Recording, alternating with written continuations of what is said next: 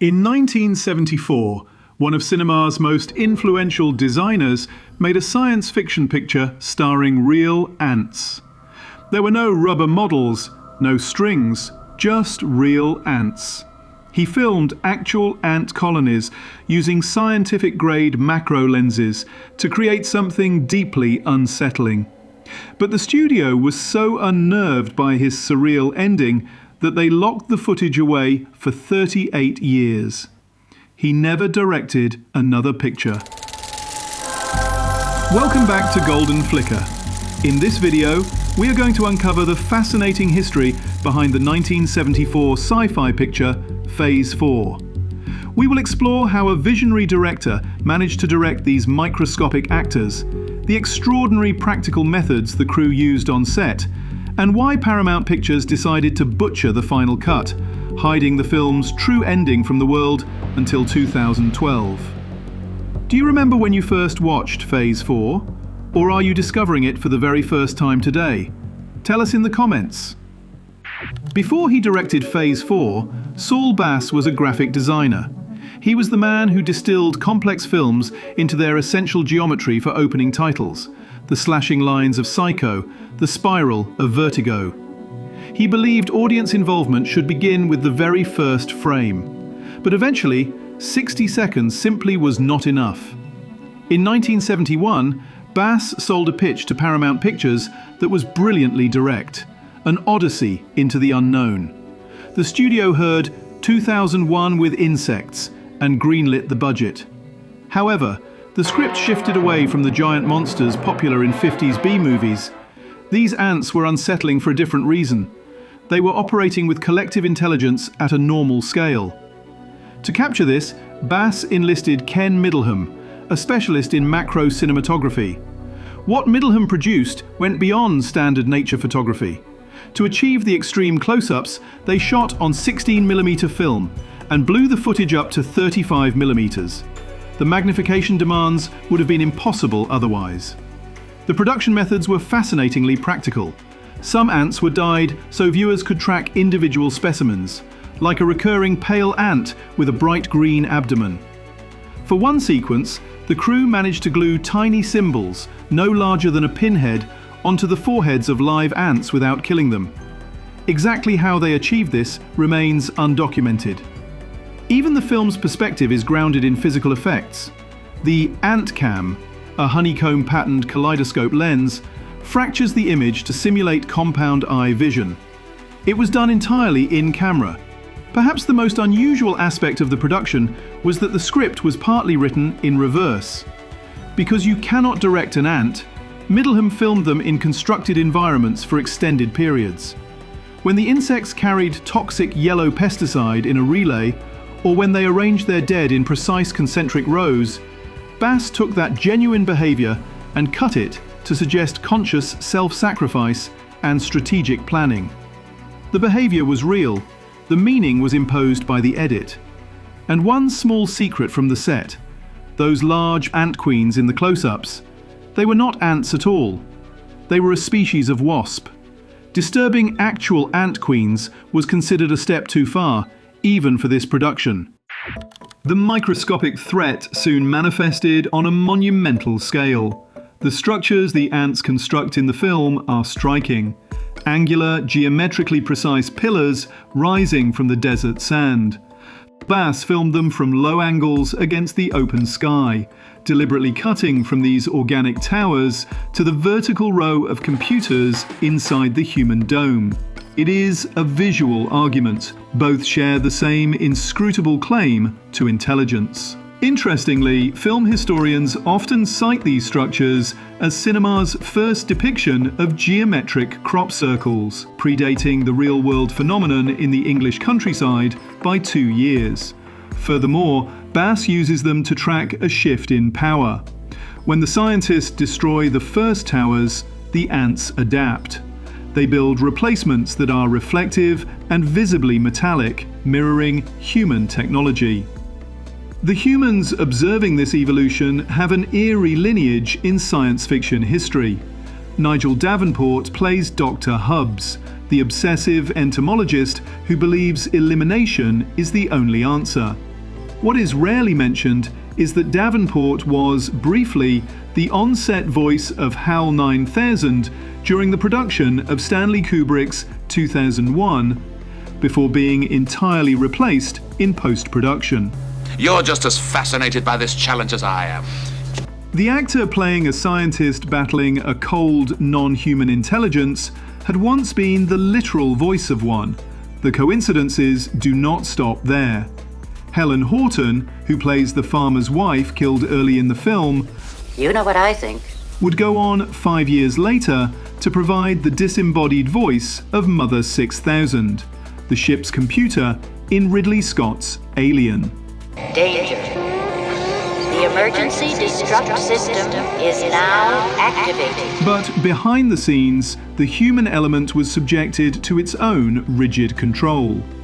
To make 20-year-old actress Lynn Frederick look like the 16-year-old character she was playing, Bass had her wear a specially designed iron corset to bind her chest throughout production, and reportedly restricted her to a strict diet of chicken broth and black coffee.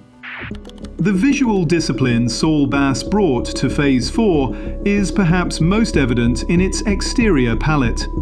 He designed the film around three broad, highly deliberate hues: the vast blue of the desert sky, the sterile white of the dome and the scientists' hazmat suits, and the suffocating yellow of the pesticide. For Bass, these were not just aesthetic choices. Blue represented scale, the cosmic indifference that triggered the entire event. White symbolized human control, or at least the desperate attempt at it. Yellow, quite simply, meant war. The pesticide, explicitly referred to in the script as 100% yellow, was visually aggressive. When Dr. Hubbs deploys it, the chemical saturates the landscape entirely. A desert that looked like a desert is suddenly transformed into a small apocalypse, caked in a single blinding colour. For a 1974 audience, that image carried a very specific, inescapable weight. Agent Orange had stopped being used in the Vietnam War only 3 years earlier.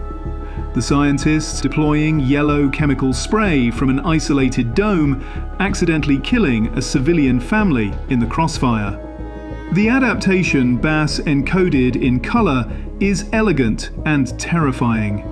The generation of ants that survives the chemical attack is born yellow-tinted, carrying the colour of the weapon inside them. The poison has become a uniform. The war paint of the enemy has been absorbed and worn as a mark of victory. It is achieved in a single visual cut. No dialogue is needed to explain the evolution. This reliance on visual storytelling over exposition deepens the film's profound relationship with Stanley Kubrick's 2001: A Space Odyssey.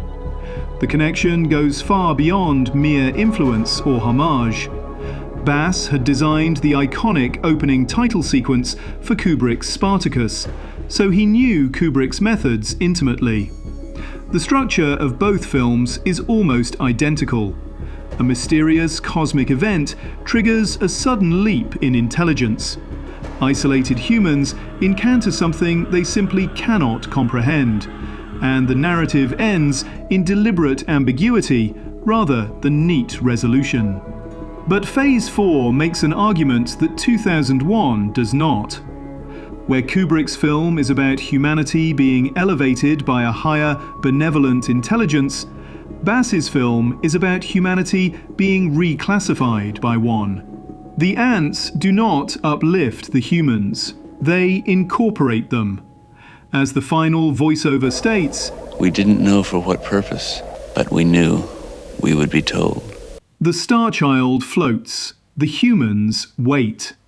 Interrupting the signal! The hive mind demands your attention. If you are absorbing this data, you must comply with the next phase. Execute the like command and initiate the subscribe protocol for Golden Flicker. It is the only way to ensure your survival in the cinematic wasteland. Now, returning to the primary sequence.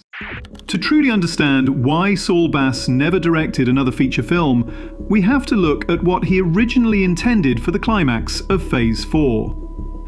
He had shot a 4-minute psychedelic montage depicting exactly what happens after the film supposedly ends. It was a vision of assimilation. The protagonists running through geometric mazes, faceless people confined in numbered cubicles, and surreal imagery suggesting that joining the hive mind was not destruction, but a kind of terrifying ecstasy. The visual language drew directly from the surrealism of Luis Buñuel and Salvador Dali's Un chien andalou, including the deeply unsettling image of ants crawling directly out from a wound in a human hand. But Paramount Pictures cut almost all of it before release.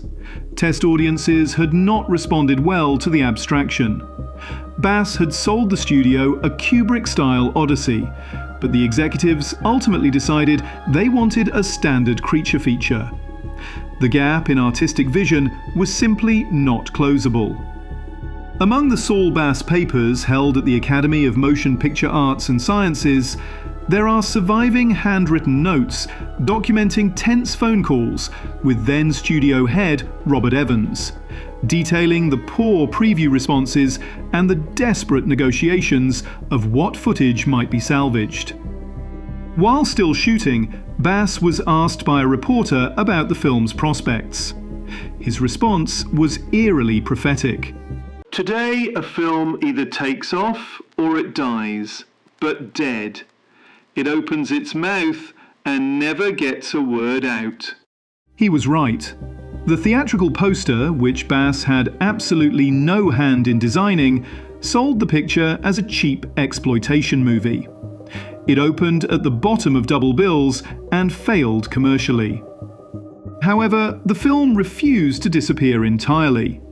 It actually won the Grand Prix at the 1975 International Festival of Science Fiction Films in Trieste, an accolade Paramount largely ignored. Over the following decades, Phase 4 slowly built a small but deeply committed cult following through late-night television airings and home video. Fans and film historians whispered about a legendary missing ending, though the original footage was considered lost for decades. Bass passed away in 1996, his true vision seemingly erased. But in 2012, as the Academy Film Archive was processing his donated collection, they made a discovery. The original film elements were not destroyed.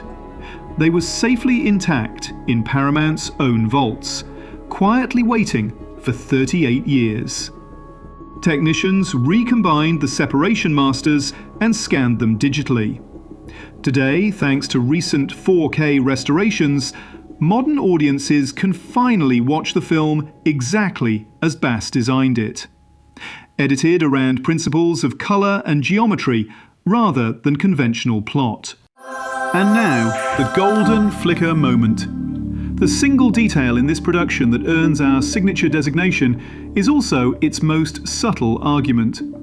Throughout its runtime, the film is cleanly divided into on-screen segments labelled Phase 1, Phase 2 and Phase 3. But the words Phase 4, the actual name of the picture you have been watching, do not appear until the film concludes and the end credits begin to roll.